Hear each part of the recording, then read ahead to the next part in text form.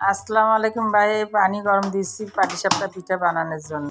Fry pan খান চুলে দিছম, এখন চাউলের গুঁড়ি দিয়ে এখন ওটা ভাজিম। চাউলের গুঁড়িটা ওর ভাজা শেষ। ভাজা চাউলের গুঁড়িগুলো আবারও ফ্রাই প্যানে আমি ঢালি দিনু। ঢালি দেওয়া শেষ।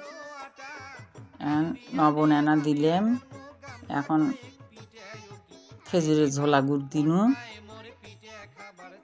গুঁড়ে দুধ দিম। এখন এই যে 1 কাপ গুঁড়ে দুধ ঢালি দিবেন একদম। তারপরে নারকেল করে রাখছিনু, এই নারকেল কোড়ানি 1 বাটি, ছোটো বাটি দিয়ে 1 বাটি ঢালি দিয়ে এখন সব মিশিয়ে এই যে হালুয়া তৈরি করি। এখন শেষ। মুই এখন বাটির মধ্যে ময়দা ঢালি দিনু আধা কাপ, আরও আধা কাপ দিনু। এখন চাউলের গুঁড়ি দিবেন একদম 1 কাপ, আরও 1 কাপ দিনু। চাউলের গুঁড়ি 2 কাপ দিয়ে দিলাম ঢালিয়ে বাহে ময়দার সাথে।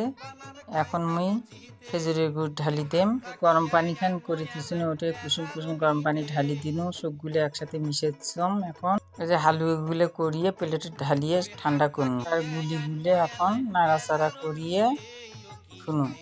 এই পিঠে ভাজতে আবার রেস্টে রাখা লাগে না। এই যে ফ্রাই প্যানের তেল ঘষে নিছাম। এখন এই যে 1.5 ডাবু দিলাম। এখন এই যে পুটগুলো দিচ্ছি। এই যে উল্টিয়ে পাল্টে চুন্নি দিয়ে ভাজি তুলবে দেখছম, ভাজবে দেখছম, ঠাসা ঠাসি করবে দেখছম না। এই তো চ্যাপটা হয়। এই যে এখন তুলি ফেলাবার দেখছম। এঁকে করিয়ে অনেকগুলো পিঠে ভাজি ফেলাইলাম। এখন এই যে চামচ দিয়ে মুই আর শেষা পিঠে খান ভাজবার দেখছম। এই তো মোর পিঠে ভাজা শেষ।